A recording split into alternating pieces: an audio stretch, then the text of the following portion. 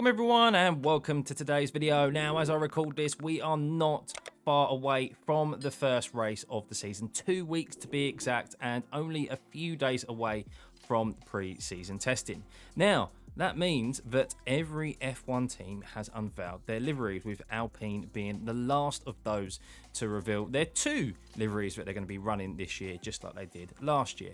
And, well, there's been some questionable choices. Of course, the element of weight saving is really a hot topic this year once again, and that means a lot more black carbon fiber on the cars than we've ever seen before. And yes, some liveries are more questionable than others. Some of them are just outright boring, and some of them I really like. So I thought the best way to rank these is to do a good old-fashioned tier list and rank them from top to bottom.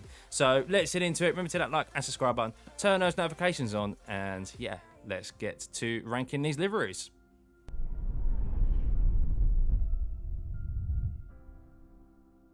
So here we are, and I have put these in no particular order, and we're just going to go from left to right. So let's start with the Aston Martin livery. Now, this livery is basically exactly as it was the year before, and they've actually covered up a lot more of their car than other teams have. There's some black areas on this car with the exposed carbon fiber, but this is pretty much a carbon copy of the 2022 car. Now, that isn't necessarily a bad thing, because I actually really like their livery. The racing green, it's traditional, it's the team's colours, and I actually like it. But it's also nothing special because we've seen it the year before. So I'm going to put this in B. I like it, but they haven't done anything different from last year. Middle of the road. Next here is the Haas livery. Now, the Haas livery was the first to be unveiled of the 2023 cars, and they did it with a short and sweet social media post, just a few renders, and we have since seen the actual car on Silverstone racetrack in their shakedowns. And I actually originally didn't mind the livery when it was first revealed. I thought it actually looked quite nice and is an improvement on the previous year's livery, where it was pretty much the Russian flag. But of course, now they don't have a certain Russian sponsor or driver, they've decided to mix things up a bit, and they're definitely going for the weight saving option with their livery. A lot of exposed carbon fiber here, but as I've seen images of this car on track, I actually don't like it anymore. So for me, I think this is one of the worst liveries now, and I'm going to have to go in at D. I think I got, because it was the only livery that we'd seen, I think I got a little bit over zealous with my emotions. And now I've had time to take it all in and see the other cars. Yes, the Haas livery, especially out on track, just isn't doing it for me. It's better than the Russian flag that they previously had. But, yeah, sorry guys, not a winner for me. Next on the list is the McLaren, and guys, I'm going to be honest with you straight up. I'm a fan of McLaren, but I am not a fan of the papaya. There, I said it. It's one of the main reasons why I didn't purchase their Lego version of their car. If it was in black or the old chrome, silver chrome and red colour, oh, what I'd do for that car and that livery back again. It was all lovely. But this papaya doesn't really do it for me. Now, this livery, though, is an improvement on last year, where they've moved away from so much of the blue. Of course, the carbon fiber theme that I keep mentioning due to the weight saving is here on show once again, and to be fair, I much prefer it. The orange and the black is a much better fit than the blue, and their Singapore livery that they unveiled last year, where they had similar livery to what they've just unveiled, I thought was a much better improvement, and they should have kept that for a lot longer throughout the season, or started with it, to be fair. So I don't like this livery, but it's an improvement on the previous year, so it's going in at a C. I still like it more than the Haas. Now to Ferrari, guys. I'm just going to do it. Straight in at S tier for me. It's simple, but it's so nice. The reds and the black towards the rear of the car, and then the Ferrari just on the rear wing just really looks stylish, and I love it. I loved last year's livery as well, where they changed to that slightly darker maroon style red rather than the big light bright color. And yeah, it just works lovely. Red and black really goes together, and yeah, nice and simple, straight in at S tier. Red Bull. Now, if we was ranking this purely on the reveal and in the manner in which they did it, Red Bull wouldn't even get a ranking. I mean, Jesus, an hour-long presentation to reveal exactly the same livery as last year, and the same livery that it's basically been for the last 10 years is just absolutely ridiculous, and everyone there seemed to think the same thing as well. But saying that, however, the livery in itself is a good livery. It's unmistakable. You know exactly which car it is, of course, because it's so recognizable. So for me, it goes in at a B, because it is a decent livery, but it's nothing special. It's nothing that makes us go wow, because we're so accustomed to it now. But it's synonymous with the brand, and you have to respect them to just stick with that, to be fair, and to actually have the balls to lure everyone in for an hour-long presentation to show off the same livery they've had for the past decade. So yeah, in at a B. Nothing special, but synonymous with the brand. It is a decent livery, let's be honest. Alfa Romeo. Once again, little bit of a theme going on here, guys. Red and black.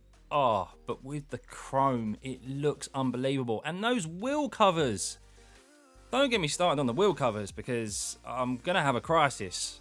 It looks so good. And then when you saw it on track in their shakedown, I thought it looked even better. Minus the big old stake sponsor that is on the side of the car. That's another matter entirely. It does devalue it slightly, which is quite ironic because they've got lots of money, but they're a very dubious company. Topic of discussion for another day. But the livery in itself is amazing, and I love it. And yeah, it's basically Ferrari in chrome, isn't it? Except it won't be as quick as the Ferrari. But I think it's another banging livery from Alfa Romeo, and with the Alfa symbol on the rear wing of the car as well, and the logo, it just it looks beautiful. Next is Mercedes. I'm a simple man, guys. This is what I've learned from these livery reveals this year, is that I don't need all this fancy camouflage liveries and trying to push the boat out. Simple is best. And Ferrari, Alfa Romeo, and specifically the Mercedes with their all black livery and the teal line that goes on the outside of the car with the different coloured numbers as well to differentiate from Lewis and George, it just looks sleek, doesn't it? That's the best description, I think, is sleek. And yeah, hopefully as well, it's a bigger improvement than the W13 was. But the livery, they've started off well. The livery is a massive improvement. Then the Silver Arrow livery, I'm not really a big fan of that livery, if I'm honest. The black one was definitely worth seeing a return. So it's a welcome return, and yeah, in at S tier. So we have a duplicate Haas one here, so ignore that. So we go into AlphaTauri. Now, AlphaTauri, I thought I liked this when I first saw it. I thought it's different. It's a nice welcome. The red marks on it. I'm going to put it at C. I am going to put it at C. No, actually, I'm going to put it at B.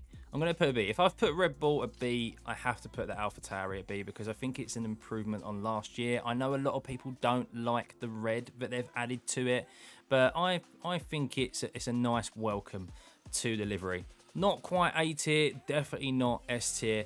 It was A tier. Actually, do you know what? I'm rejigging A for Aston Martin. I really do like the racing green of the Aston Martin. Bit of a tangent there, guys, but for me, the Aston Martin, while it hasn't changed from last year, it goes up to A because I do like that livery a lot more than the Red Bull ones. So, yeah, I think that's good. Now we come on to the 2 Alpine liveries. They revealed once again pretty much the same livery that they had last year and the pink one as well. This is C tier for me. I don't think there's really too much to say about it. It's recognisable out on track, but it was never a livery that made me go, wow. I guess it's synonymous with their brand now. So that's something. But for me, yeah, it's a bit meh. Just my opinion, guys.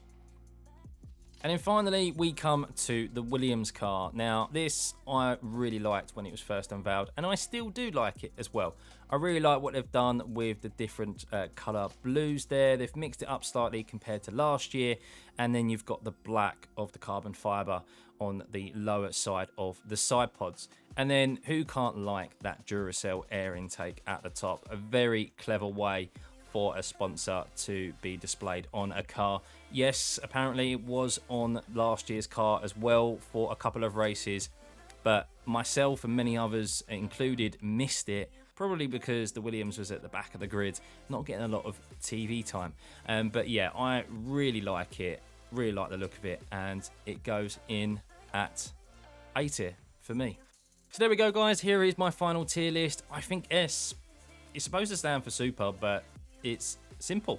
It's simple tier because those top 3 cars, the Ferrari, the Alfa and the Mercedes, are probably the most simple liveries out there, other than maybe the Aston Martin and maybe even the Williams, but then they're in an A tier anyway.